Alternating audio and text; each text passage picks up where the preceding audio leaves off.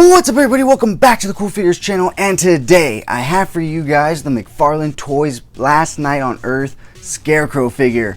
If you're new, then welcome. This channel is all about cool action figures, analyzing them, hunting them, taking pics of them, and of course playing with them. I upload new content every Mondays, Wednesdays, and Fridays, so check back on those days to see what I've uploaded, or just hit that bell icon to stay notified when I do upload new content, because throughout 2021, guys, it is my goal to give you guys content throughout the week whenever I can.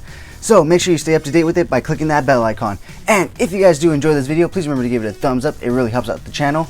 And if you haven't already, please hit that subscribe button, guys.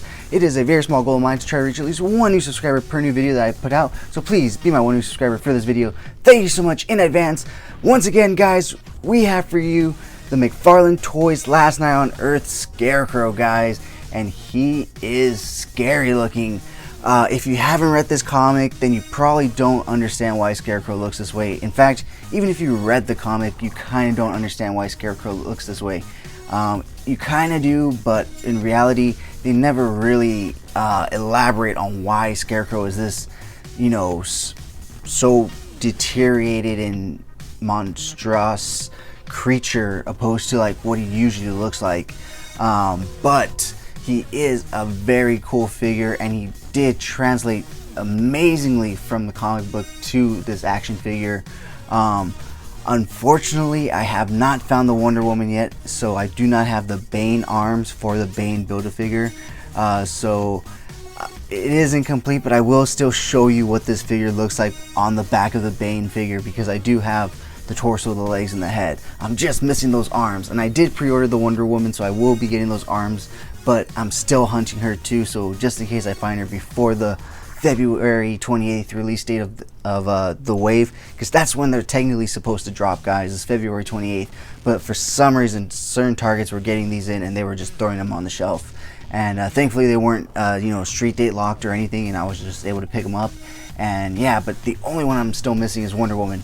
But anyways, guys, let's go ahead and take a look at what Scarecrow comes with. First and foremost, he comes with a trading card, as they all do. There you can see, as he is in the comic, on top of Bane's back. And I believe it's sort of like a symbiote type of relationship where Crane is feeding off Bane, and Bane's not too alive. He's alive in the sense he's basically a human host for Crane at that point. So here's a look at the back of the card. I'll give you a sec, screenshot that if you want to read it. But anyways, besides that, he does come with this really cool base right here that's holding him up. It's a pretty relatively new one. It just snaps into the base right here.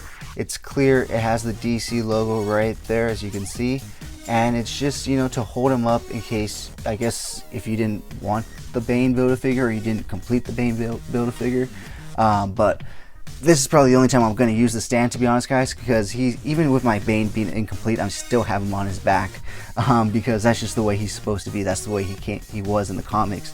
And it was a relatively good comic, a little confusing, but a relatively fun read, considering that it was, you know, an Elseworld timeline type thing. It had no real sway on the main timeline, but it was Zach, what was Tom? Is it Tom King or I don't know which writer it was, but it was his finale to the Batman. And so yeah, guys, this guy just looks menacing. I'm rambling on about the comic, and a lot of you probably don't care. You guys probably just care about this really cool, really scary looking Scarecrow figure. So besides that, that's basically all the accessories he comes with, but he does also come with the Bane Build-A-Figure torso. And the torso itself is very well detailed. As you can see, the tank top has rips and wrinkles and actual texture and different, you know, designs. You go with the stripes here, and then like a very close, tighter knitted stripe there. The back is very nicely done. Let's see, focus. There we go.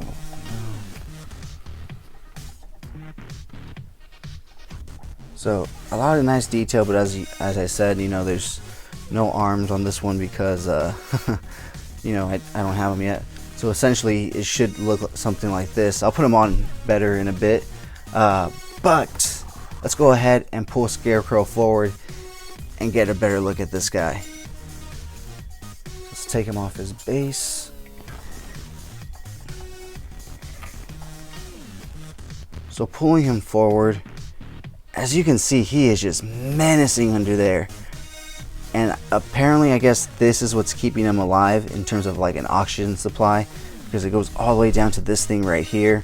And the cool thing about this is this does come off. So before we're done, I will remove the helmet. But look at the detail this guy has. And then this is the peg that you actually use to peg into Bane so that he stays on his back. But when it's plugged in, it just blends in and looks like his, the rest of his intestines and organs. This piece right here does articulate as well, very slightly, which is very funny but cool at the same time. This noose right here is very reminiscent of his look from the Batman Adventures cartoon series from the 90s.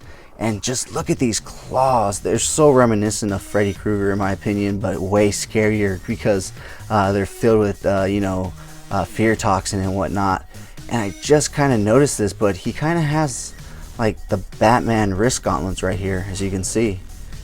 So yeah, guys, this guy is just super menacing, super scary. Let me go ahead and take the helmet off for you guys so you can see the actual head sculpt, because he is sculpted very, very well underneath it all. Let's see. So as you can see, guys, he is just scary looking. So I gotta hand it to McFarlane. They did do a great job with this guy. I think even if I didn't read the comics, I would have still picked him up because he is just such a unique looking Scarecrow figure, and he's just so scary and menacing looking. So let's go ahead, with that being said, and go ahead and go right into his articulation from here. So you can look all the way to the right, all the way to the left. You just gotta move the helmet a bit with him. Let me take that off. He can look down that much, and then he can look up pretty significantly. You do get a lot of head tilt right there. His arms do go up all the way out with shoulder rotation right there. And then you get a single hinge joint right there. And then you get the ball joint, which I have to admit, this is the best hidden ball joint McFarlane has ever done. And then for the claws, not all of them are articulated.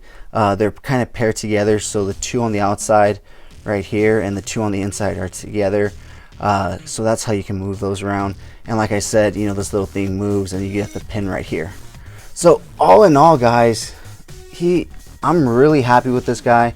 Like I said, I did read the comic book, so I do know the storyline and these characters and how they look. So I was actually very excited when they first announced these guys, because like I said, I did read the comic and it was just so surreal that they were making figures so soon, because it's such a new comic. I think it literally finishes its run in 2020.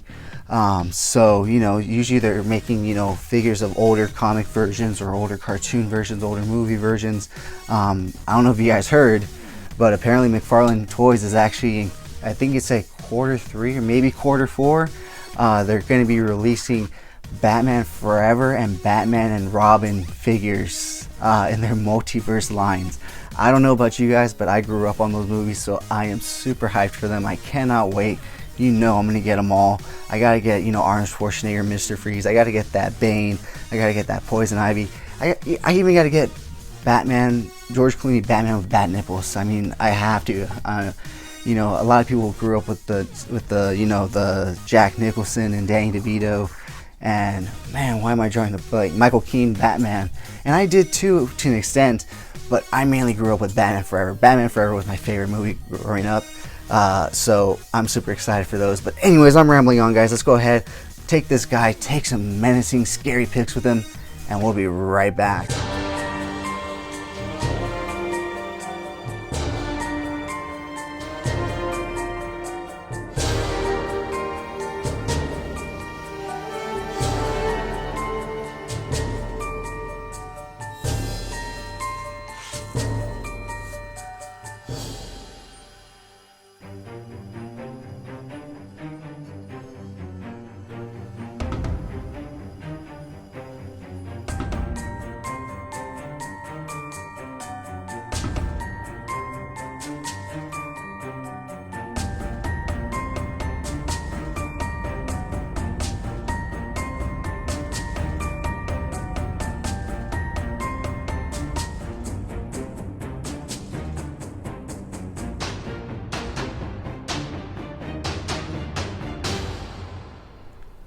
Alright guys, thanks so much for sticking to the end of this video. Essentially, this is what the Bane Build-A-Figure looks like with the Scarecrow attached to its back.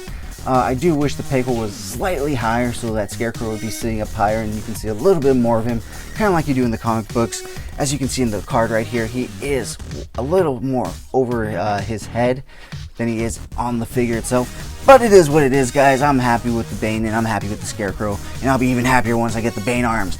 So with that being said, guys, if you guys enjoyed those pics, you can find the full images over on Instagram at CoolFigures. And if you guys did enjoy this video, please remember to give it a thumbs up so it helps grow the channel. And if you haven't already, please hit that subscribe button. But whether or not you're a subscriber, guys, thank you so much for taking time out of your busy day to listen to me talk about toys. I really do appreciate it. As always, I am your host, Jesse the Bat Madrigal, aka the Buff Collector, and I will talk to you guys in the next video.